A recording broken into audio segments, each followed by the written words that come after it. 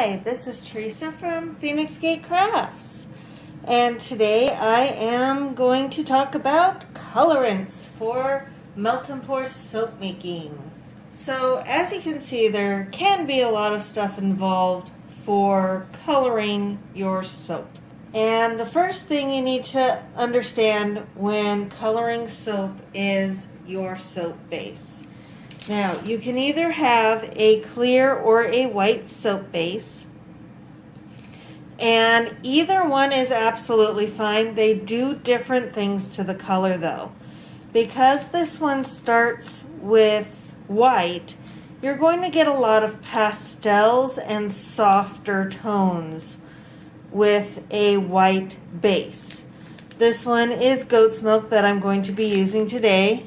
Here, look at that. You can actually read it now.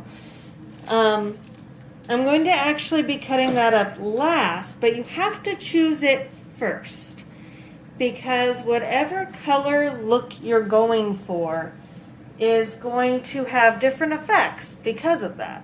So what happens if you have clear base? Well, your colors are going to be much more vibrant. Just because the base is clear doesn't mean you're necessarily going to be able to see through whatever is in it. So if you have a really thick bunch of colorant, you're not necessarily going to be able to see through that. Now, some colors, if you're going to do really complex techniques, such as swirls or anything, you'll probably want a suspension base, which usually is clear because you really want to see the effects of the colors and the swirls. But I'm actually going for something very simple today because I am actually going to be making some plant molds. And in fact, I'm going to be doing these ones, which I just want to look like plant greenery. I've only got a half a pound of soap. I am waiting until some goes on sale to purchase more, so this is something I can do in the meantime. So when I get my big bunch of soap, I have stuff with which to play with it. Now, whenever you're dealing with colors, you want to get your colors squared away first. You do your colors, then you do your fragrance, and then you get the melt and pour actually melted. So anything that you can do before go time, because once your melt and pour is melted, that is go time. And anything you can get ready beforehand is going to be super helpful when it's go time, because you only have like a minute, maybe two, once the melt and pour is melted. So about colors themselves, as you can see, I've got a whole bunch of micas. This is my preferred method, mostly because I feel I have a lot of control over what I'm putting into my soap with these. Micas are colored powders. Some are synthetically made, some are naturally made. The naturally made ones, however, you really need to be careful that they are ethically sourced.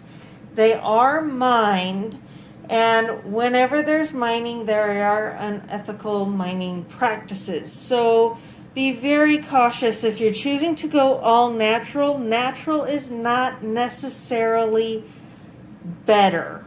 Another option is doing liquid colorants. I don't have any here just because I didn't see any that really tickled my fancy. I like feeling like I have control over the colors and seeing the colors. Liquid colorant has something that is liquid but not water mixed in. I do believe it's usually glycerin. Liquid soap dyes are very easy to use because all you need is a drop, 2 drops, 3 drops, and you stir it in and you keep adding a drop or two until you get the color you want. Now, it doesn't matter what kind of color you're doing, whether it is liquid or mica, the color can change a little bit as the soap hardens. But if you're doing anything where you're making embeds, that's what these are going to be, is embeds, because I'm going to embed them in my soaps. You probably want to do micas a little bit over liquid dyes, because liquid soap dyes can leach from the item you put them into the surrounding soap. So you want to be very careful and test any items you make before you actually sell them. The other reason I really like micas is because you can do a lot with them. You can either mix them with liquid glycerin, or you can use a liquid spray bottle that is full of 91 or 99% rubbing alcohol. So the first thing I'm going to do is I am actually going to put some colors into these molds. Now, I pulled out several different colors of mica. And what I want to do is I just want to see a couple different effects. Part of this is experimentation. I'm going to try a couple different things. I saw on a video where somebody decided to do a succulent mold, and they put a dark purple on the inside. Well, I don't have a dark purple, but I have this kind of dark raspberry pink. It's called raspberry mica. Very creative name there. And I am just using a paintbrush that I am dedicating for soap making. And I am putting some mica in. That will probably mix with the green that I'm going to make my plants. And probably create a pretty neat effect. And yes, you'll notice I've got wax paper right here. That's because micas can get a little all over the place. Everything I'm using is dedicated for soap making. So, let's see. And I'm doing the same thing with Queen's Purple Mica. This is part of a set that I got from Brambleberry. So far I've mostly purchased my soap making items from Brambleberry.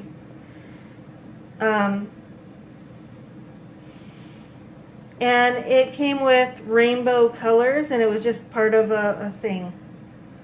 So let's see, I don't want quite that much in my next one. That's pretty single dimensional. So let's see, let's just do a little bit less so that it doesn't get all over. Just kind of one angle there. All right, those are my experiments. Let's see, one more I think I can do. Let's do some gold. This is Gold Sparkle Mica. I love that shimmer. Not really picking it up, but I think that is super cool. And I'm not too particularly concerned over my colors sharing. Let's do this one. Let's do very little though, just kind of whatever wipes off, gets into the mold. I think that'll be pretty neat looking. All right, now I need to figure out my main color. So this is the slightly more complex part. So what I'm gonna do, I'm gonna put this here, and I am going to just spritz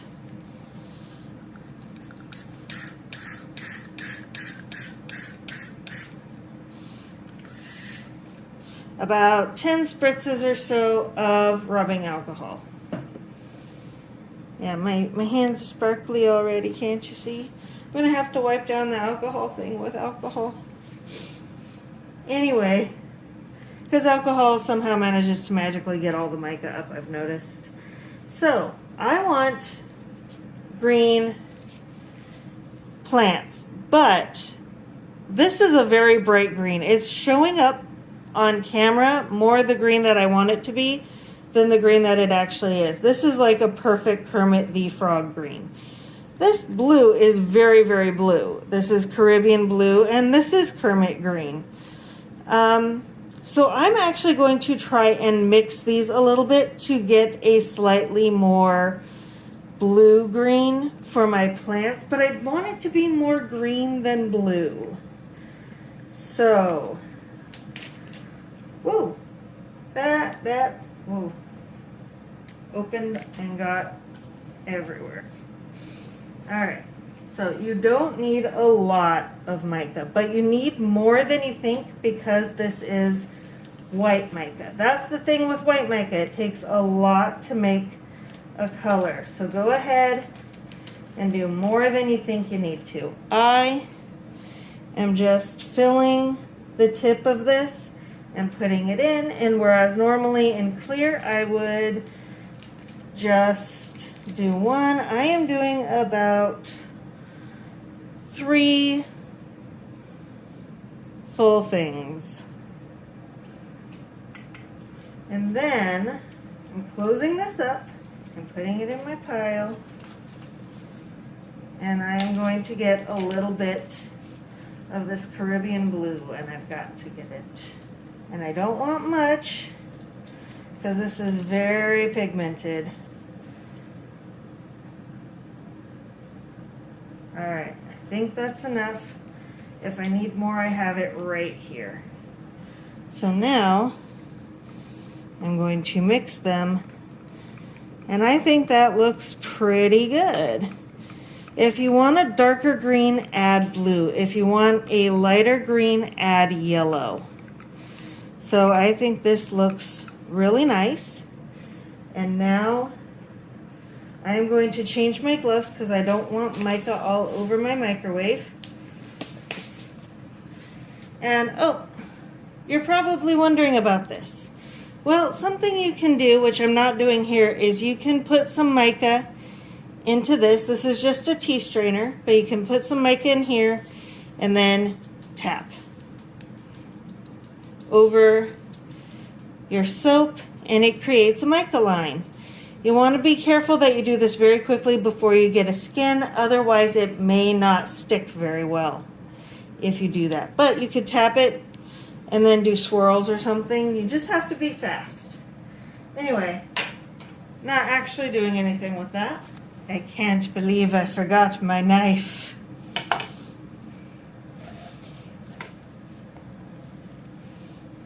Alright, patting up the soap.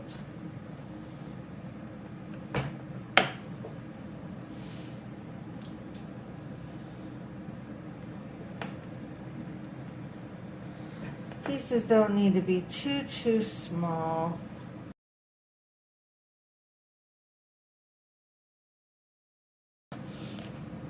Soap is now cut. That was about a ½ pound of soap. So I am going to nuke it now. 30-second bursts, less if I need it.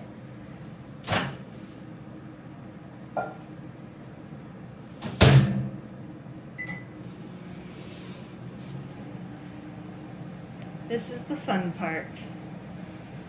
You know, people complain about live theater being very hurry up and wait when you're on the production side.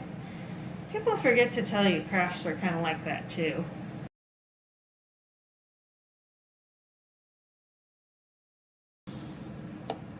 All right, that is done. Now I'm only doing 1 layer, so it doesn't really matter how hot this is. However, if you're doing multiple layers, especially in molds as small as this one, make sure that you're pouring your second layer at about 120 to 125 degrees Fahrenheit.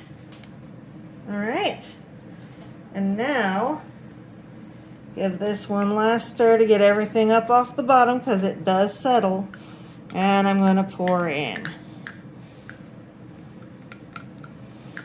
See how that just goes. Now we'll see if I need to get more. Trying to do this so that way I don't have to do that much. And now we just mix. And like I said, this creates a very soft green,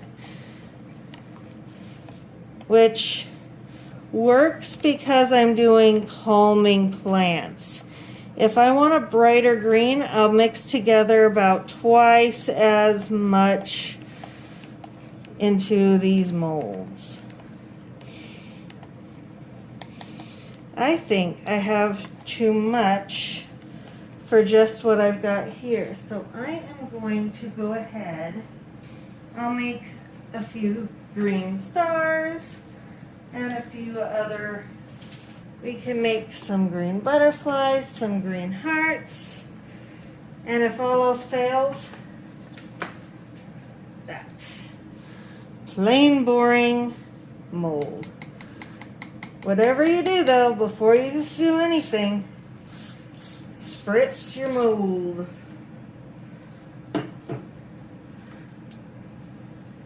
Now this is really handy because it's got this wonderful pouring thing.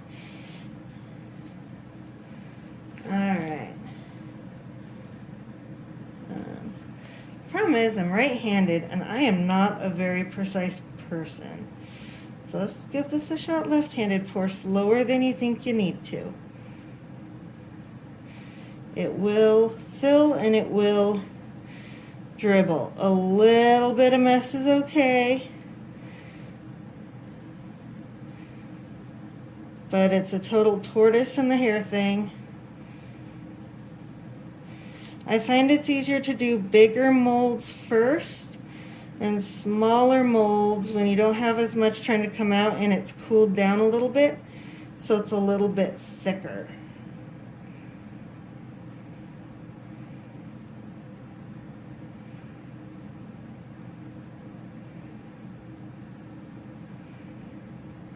See how this spout is really just working out and everything's kind of the same color. Oops, I'll have to clean that up a little bit.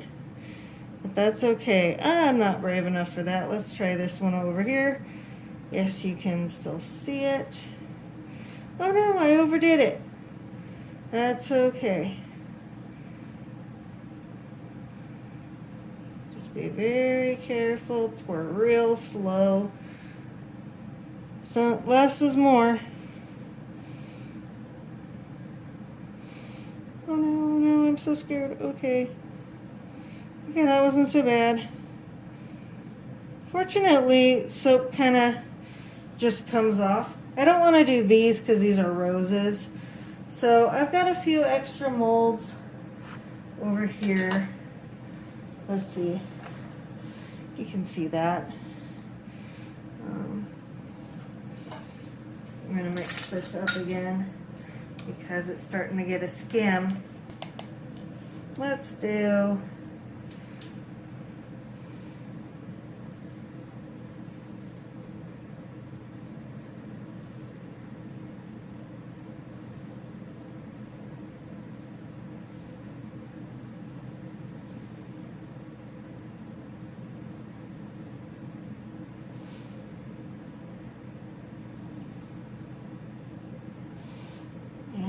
let's do a couple of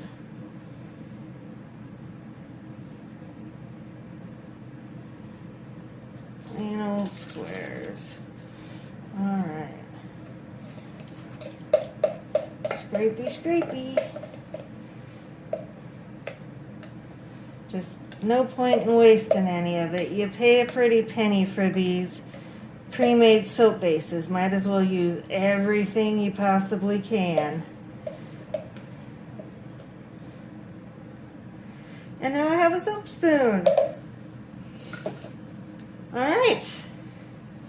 And now with that, I am going to wait about, let's say an hour, maybe two, for these to fully harden.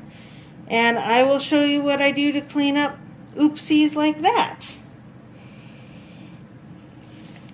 I'll see you in about an hour. Though for you, it's not going to feel like that long. Oops, got a little bit of soap on my mica container. Here's the cool thing. If this happens, spritz a rag with your alcohol, let it dry, and the alcohol just picks everything up. Pretty neat. All right, it's been about an hour and 20 minutes. I got a little distracted with some other stuff I was doing. But let's unmold some of our things.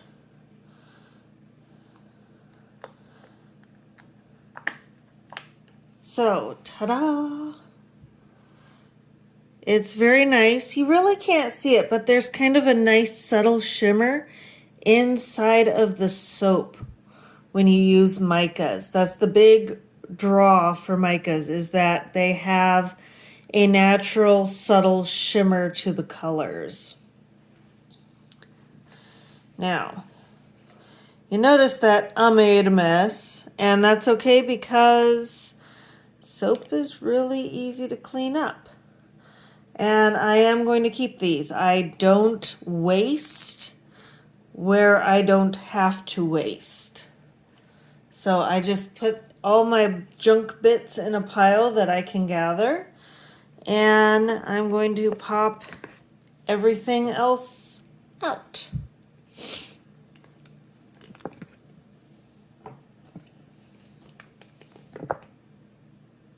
Ta-da!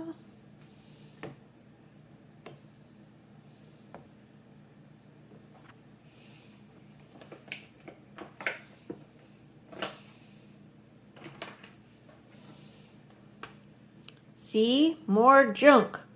Shame on me. More for my junk pile. I will probably make a video at some point showing you what I plan to do with all these junk bits. And even if there's some parts that don't wind up getting used, no one is truly worthless. They can always serve as a bad example. Now this doesn't feel quite as cool. Well, I don't know. I didn't manage to fill this up. This is what I'm going to call an oopsie. Whenever I have something that's just a bit of spare, I'm going to do one of two things. I'm either going to save it and make soap curls out of it, which is very likely going to be the fate of this one. Or if it looks nice and it just like the color's off, or it didn't quite do the pattern I was trying to do, whatever, I will call those oopsies, because they didn't turn out perfect, but they're still good and they're still usable. I'm just going to sell those as an oopsie. You get 2 bars for a little bit less money than if you purchased 2 bars that were perfect.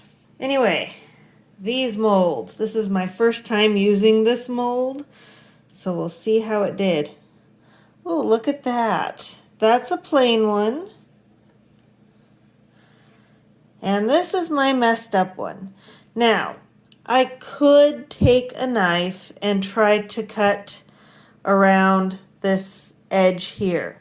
The problem is I have a big knife, not a small knife, and it doesn't get little corners and stuff very well, so I just use my nail and kind of tear it off. Get as close as I can. It's not going to be perfect, but this is going into another melt and pour. So it doesn't have to be perfect because the other melt and pour is going to disguise the bottom a little bit. Like, I wouldn't want this big piece, but you can cut this off. Just kind of keep it close. And voila, it looks pretty dang perfect. You know, I just realized this one's bigger than that one. I'm not sure if it was because this one was a smaller pour or what.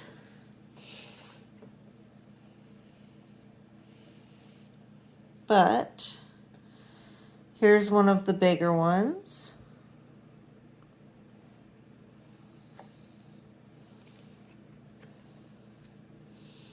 These are the plain colored ones.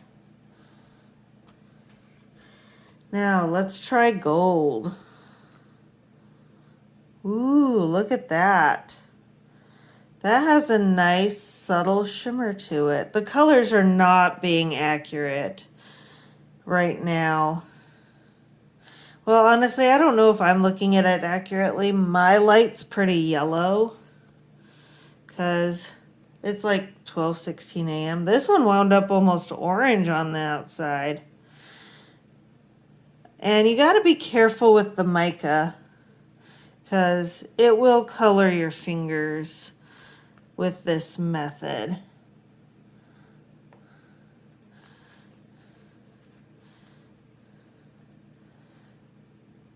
But you can get some pretty neat look and stuffs. Ooh, don't fall. Ooh, I like that. That's the pink. And you do wind up with some of it in your molds and on your molds. And that is okay. It rinses off. Just pour over with hot water. So now I have that, and because the mica can come off on your finger, you want to seal it in with the soaper's handiest weapon, alcohol. Rubbing alcohol. And now is time to clean up the rest of this area because I am doing the thing you're really not supposed to do. I am soaping in our eating space just because I don't have anywhere else to do this. So I'm going to wash my hands and I'll show you how I clean up an area. All right. I take a napkin. I spritz it with alcohol. Ooh, this one has some stuff on it. Not going to put that side on my area. And then I go to the other side of my camera. And I wipe. Periodically, I re-spritz. And I re-wipe. And then I'll move some stuff. You can also spray on the table and wipe up off the table. I like using pure rubbing alcohol for this because it does create enough liquid that you can pull pretty much anything up that you need to. But it also evaporates really quickly. And also I had a little bit of a thing where some mica got up in the air. I'm also going to get a little bit of the floor because I don't want to track this around my house too much. You're not seeing it now, but I'm just doing the exact same thing on the floor. Ooh, I need to clean my floor a little bit better. And I'm doing the same thing on the bottom of my slippers. I mean, honestly, I didn't see anything. I just, get a little paranoid sometimes. I do have a variant of obsessive compulsive disorder. I'm not officially diagnosed with OCD, but I have general anxiety disorder. So sometimes when it comes to cleaning things, I don't go overboard, but if I get a thought in my head that something isn't okay, I make sure that I sanitize it.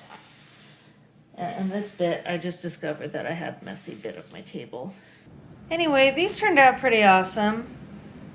There is one more option for colorants, and honestly, that one looks pretty awesome, I think, in white melt and pour soap, like goat's milk or shea butter, that kind of thing. And that's turmeric. I haven't used it myself, and in fact, I need to get some more. But turmeric is a root, and it is quite a bright orangey yellow, and there are quite a few health benefits to your skin.